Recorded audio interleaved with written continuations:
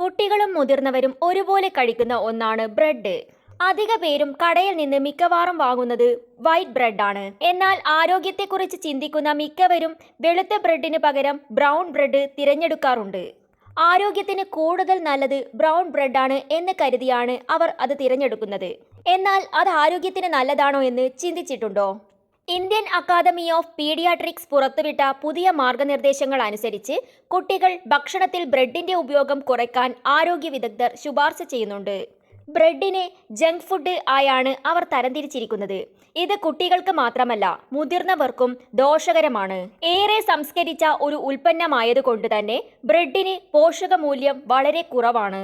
Protein, നാരുകൾ, വിറ്റാമിനുകൾ, ധാതുക്കൾ എന്നിവയെല്ലാം ബ്രെഡിൽ വളരെ കുറഞ്ഞ അളവിലേ ഉള്ളൂ. വെളുത്ത ബ്രെഡിൽ ഉയർന്ന അളവിൽ കാർബോഹൈഡ്രേറ്റും കലോറിയും അടങ്ങിയിരിക്കുന്നു. ഇതിലുള്ള ലളിതമായ കാർബോഹൈഡ്രേറ്റുകൾ അനാവശ്യമായ ശരീരഭാരം വർദ്ധിപ്പിക്കുന്നതിനും പ്രമേഹം, ഹൃദയരോഗങ്ങൾ പോലുള്ള വിട്ടുമാറാത്ത രോഗങ്ങൾക്കും കാരണമാകുന്നു. ഇതൊക്കെ കൊണ്ട് തന്നെ വെളുത്ത ബ്രെഡിന് പകരം ബ്രൗൺ ബ്രെഡ് വാങ്ങിക്കുന്ന ആൾക്കാരുണ്ട്. ബ്രൗൺ ബ്രെഡ് ആരോഗ്യത്തിന് വളരെ നല്ലതാണെന്ന ധാരണയും തെറ്റിദ്ധാരണയും നൽകുന്നതാണ്.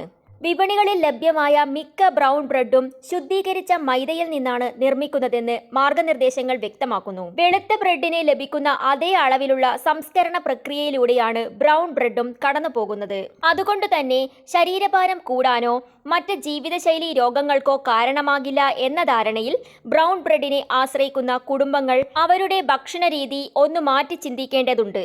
സമയം ലാഭിക്കുന്നതിനായി വെളുത്തതോ തവിട്ടുനിറത്തിലോ ഉള്ളതോ മൾട്ടിഗ്രെയിനോ ആയ റെഡി ടു ഈറ്റ് ബ്രെഡിനെ പതിവായി ആശ്രയിക്കുന്നവർക്ക് ഈ ശീലം ദീർഘകാലാടിസ്ഥാനത്തിൽ വിവിധ ആരോഗ്യ പ്രശ്നങ്ങൾക്ക് കാരണമാകുമെന്നും വിദഗ്ധർ മുന്നറിയിപ്പ് നൽകുന്നു. ബ്രെഡ് ഉൾപ്പെടെയുള്ള സംസ്കരിച്ച ഭക്ഷണങ്ങൾ പരമാവധി കുറയ്ക്കുന്നത് മികച്ച ആരോഗ്യം നിലനിർത്താൻ വളരെയധികം സഹായിക്കും.